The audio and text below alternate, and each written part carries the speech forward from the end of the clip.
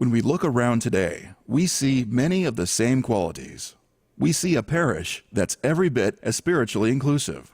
I like it. I just like that I feel welcome and I don't have to be perfect, and I don't even have to, even in my beliefs, like we talked about at the women's retreat, I talked about how, I have questions about my own faith. Like I don't feel like I'm I guess I have some questions about faith, and that's okay. That was okay. I wasn't like shunned and sent away or no dinner for you. Because this is a place where the questions I haven't been able to ask anywhere else, it's not just that I can ask them, it's that I'm encouraged to ask them. Like, when my dad first came here once, he said that it wasn't like his church because he actually heard other people, like, making noise and, like, breathing and stuff because he grew up in the church. And he said, like, no one talked. It was just, like, silent, and only the priest talked, so we liked it. In Redwood City is kind of a neat place because you meet all kinds of people here.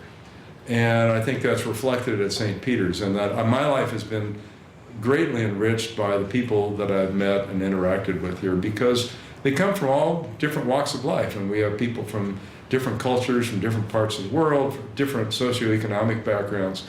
And, in that respect, it's a much richer experience than being in a place where everybody's kind of the same. Some things are still a leap of faith for me, but it means more to me than it used to. And I think going to the Bible study that Deacon Skip started, that really, I really appreciated knowing more about the context in which we're doing things. And so I think that helped. And the ritual, I just love ritual. So I just love the foot washing at Lent and, the Seder dinner and all of those things, the incense. It's so rich, And I grew up in a high church, so I'm kind of used to that. That was the other thing. It was very familiar to me and very comforting in a way that a lot of the formality is the same as the Catholic faith. So without the other stuff that I didn't like. Yeah, I was not raised in the Episcopal Church. I was not raised in any church. So, we came here just because, Sydney said it was really fun and you should check it out. And here we are. It's been really great. Coming into it, we mentioned a few times, I don't really have much of a religious background. I'm probably the worst thing coming for her parents. My mother's Jewish, my father was Protestant, neither of them practicing, and then I married a Catholic Irish girl. My friends across the street, in order to play with them and continue to be with them, I would go to church with them, which was Lutheran. So I'm kind of this amalgam of what does it all mean. St. Peter's in particular, coming here, sitting down and going, okay, having an open mind, let's see what this has to teach me. I think that the best part has actually been, I really am enjoying Mother Susan, and when Skip gets to do it, the sermons. They're really thought-provoking. I think the Lord is delighted that there are so many different faith traditions and so many religions, because there's something for everybody. And I think we need to celebrate that. At the same time, I think we need to offer what we offer, because I think we offer a wonderful solution for a lot of people. And one is holding a whole lot of different people and a lot of different views all at once. Yeah, I wouldn't be a rector on a bet. Thank you. I appreciate that. But it is holding all this at once. And creating a sacred space within it. And holding sacred space there for all of these places, yes. I don't know. But St. Peter's has just been so important to me and such a big part of my life. Having my son and the church just being very supportive, besides the casseroles, we feel very loved and well cared for. And hopefully others feel the same from us. And it's just hard to imagine my life without St. Peter's. And I I just can't imagine it without St. Peter's. It's sort of an interesting dichotomy in the Bay Area that you have probably one of the most unchurched demographics in the country, and yet you have a population that consistently, when asked questions about spirituality, consistently reflect back a desire for a deeper spirituality, or a spirituality that can help to better guide their lives and the lives of their children. It's a new world. So what they are forgetting in the midst of all of that is that this is still their community. This can still be their community where they gather and are supported and loved and cared for no matter what happens, no matter where they are in their spiritual journey, right? We can help you. We can be there with you. We stand with you no matter what. I like when we, on Palm Sunday, when we hold all the branches. That was really fun. We see a parish where fellowship and a volunteer spirit are still the fuel of parish life. I do all the scheduling of the worship stuff for the lay readers and the limbs, which we need more limbs, and the acolytes and training the acolytes, and Hopkins Manor service. And when Skip's away, I do the leading. I mean, it's not all that much now. In years past, I did way a lot more. Yeah, I was involved in the search committee. I was I'm doing ushering and greeting. I've been doing that. You did the website? I helped with the website. You helped get the website updated. The latest one. I'm on the vestry now, helping out with some liturgy, working with the liturgy groups, and working on the 150th anniversary, helping with some of the pieces of that, helping with the children's program to try to just get that restructured a bit so that we can involve more people in the church. That's it. So Megan, you're really not involved at all? With I'm anything? not. No, not really.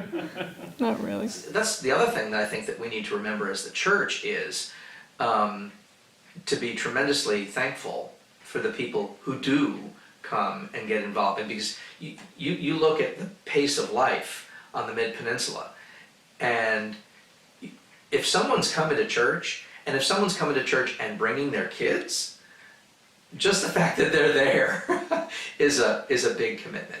We've just been here for so many things through the years, different kinds of functions that, really it's like let them loose through the door and they know every little nook and cranny around the whole facility.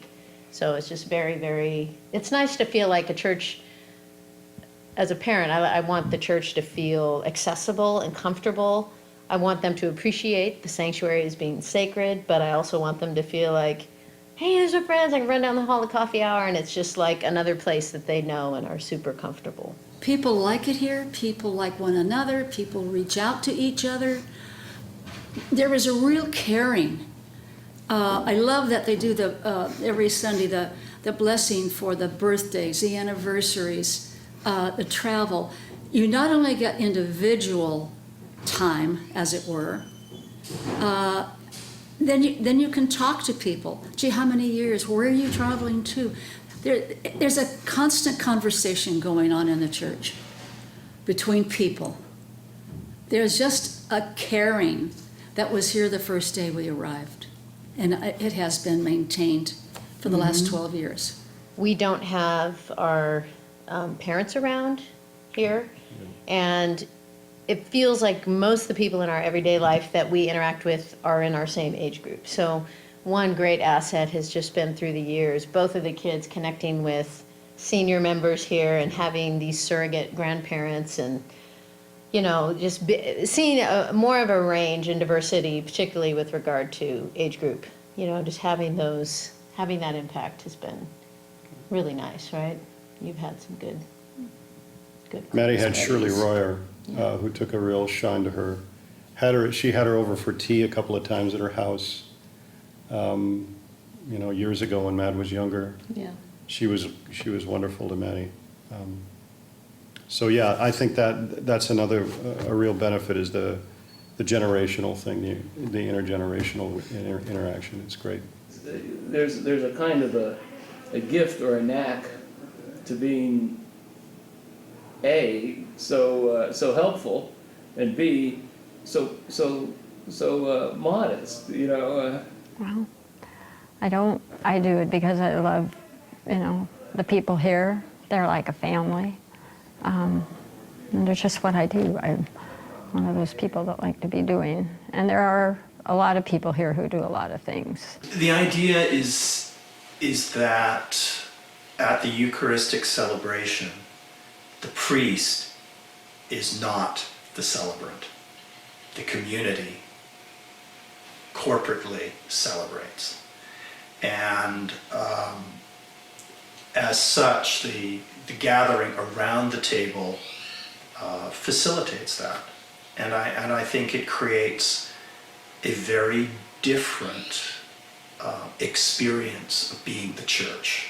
The church isn't about the priest standing up there doing it for us or being the church for us. We are all the church, and we are all priests.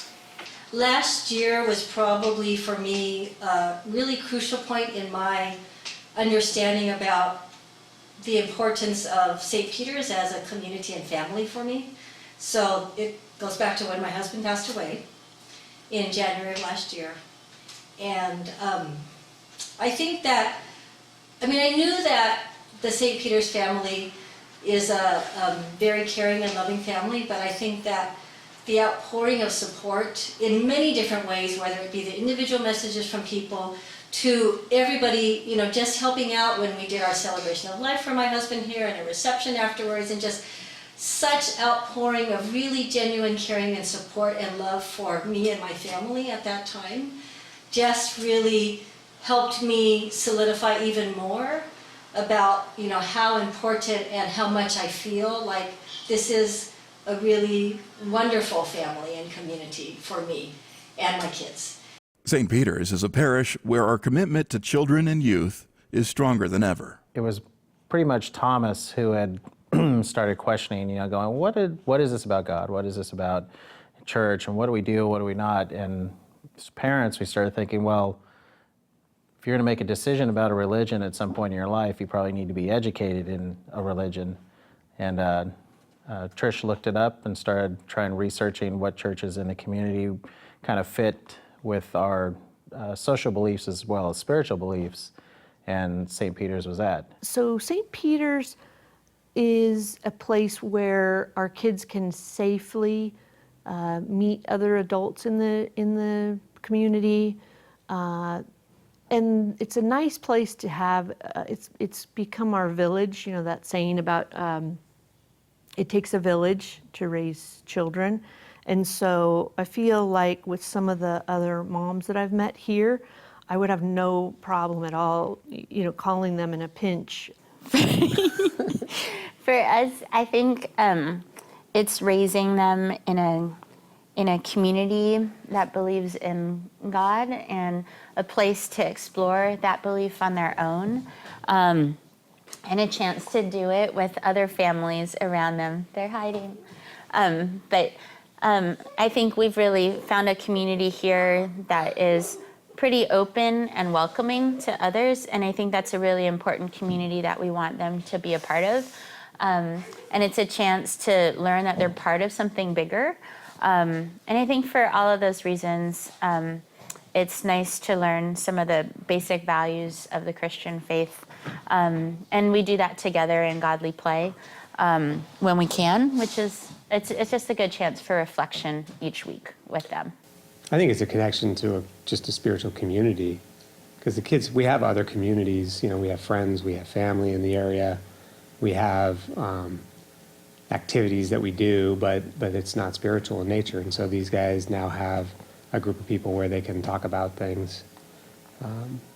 They can talk about God, they can learn what that means for them. And that's important to us. One thing that's been really nice is that since these guys live 50% of the time with their dad and 50% of the time with me. One really cool thing about St. Peter's is that it's been a place where dad is welcome, and we can come here even on every Sunday, even when it's not quote my Sunday, and it's just been a place to kind of give us like another place to be a family and to kind of to fit in and be a family. So it's been very special.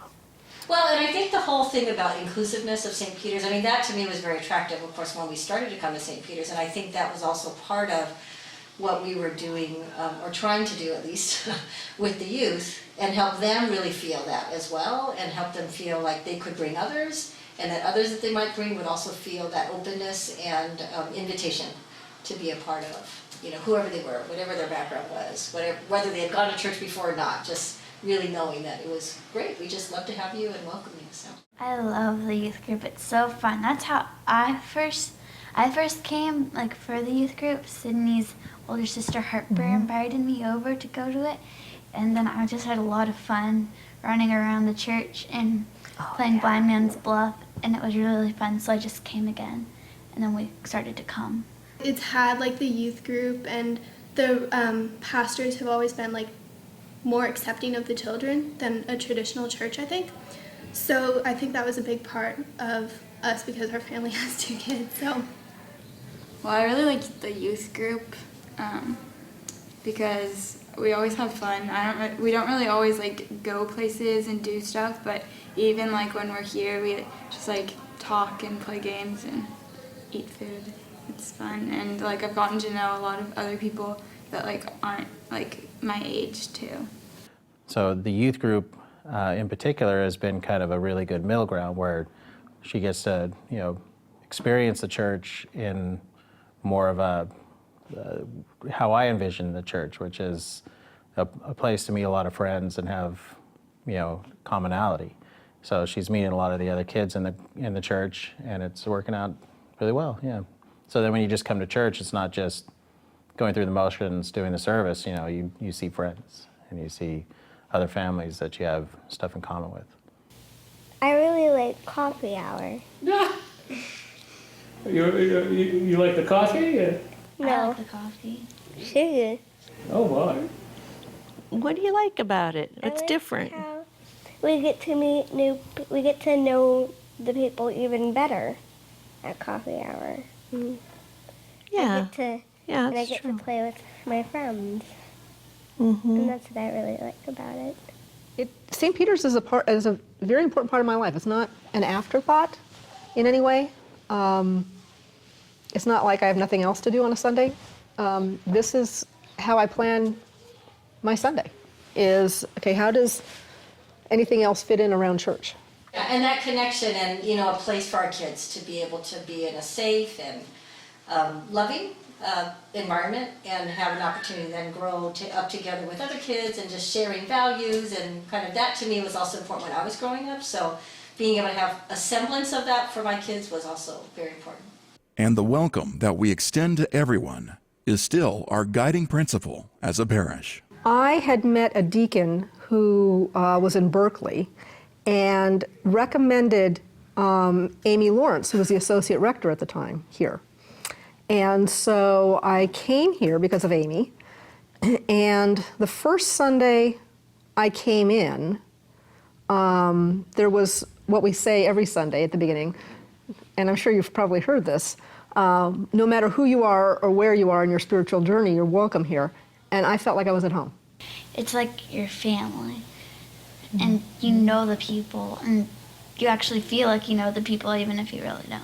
We thought it was time to find a church close by to us, and because we would see the signs for St. Peter's over here, we called Father Chip, and we told him that we were looking for a church in the local area, and we wanted to meet with him and visit St. Peter's, and so he was super welcoming to us, and that's how we found our way here. It's one thing to talk about being open and accepting, and then you actually get into the organization and not really. St. Peter's is unbelievably open and unbelievably welcoming of anybody. What do you remember about coming to St. Peter's for the first time? How welcoming, and how warm everybody was. The humor that we found was kind of a joyful experience. And everybody seemed to know each other and like each other. There was a sense of camaraderie. I guess you can call it family also. So it was just very comfortable, and people just kind of reached out to us and welcomed us. What I wasn't expecting was to find home, because I had been home in Marin for such a long time, and for 20 odd years. And to be able to walk in the door here and have this overwhelming sense of being suddenly home was a remarkable thing. It was actually something of a shock. After we were here for like 2 Sundays, during the week, I saw this lady coming up the hill, and I said, Sandy, there's some little old lady coming up the hill. She can hardly make it. And she says, go find out. But I said, no, I think, and she was coming to our house, and it was caroling with a pie. Wow. What was it? Apple pie. Yeah. Well, there's a definite warmth here and an acceptance of just about anybody who walks through the door. And if they stay, I think they find that warmth and acceptance without very much judgment here. I've certainly played in many churches, and I've gone to. This isn't the denomination I grew up with, and I don't remember, even in my upbringing, a place feeling as warm and as inviting as St. Peter's has. I think that in liturgy, ultimately, we need to strike a balance between awe and community, fellowship. Yeah. Would you exclude anybody from communion? Never. No. I don't believe that Jesus ever excluded anyone. He never said, show me the card that says that you were baptized or confirmed or anything. And that's very, very important to me. It's got me into trouble a couple of times. I feel like I've been here forever. It's just you automatically feel like you're at home. Mm-hmm. Like this is where you've been like your whole life.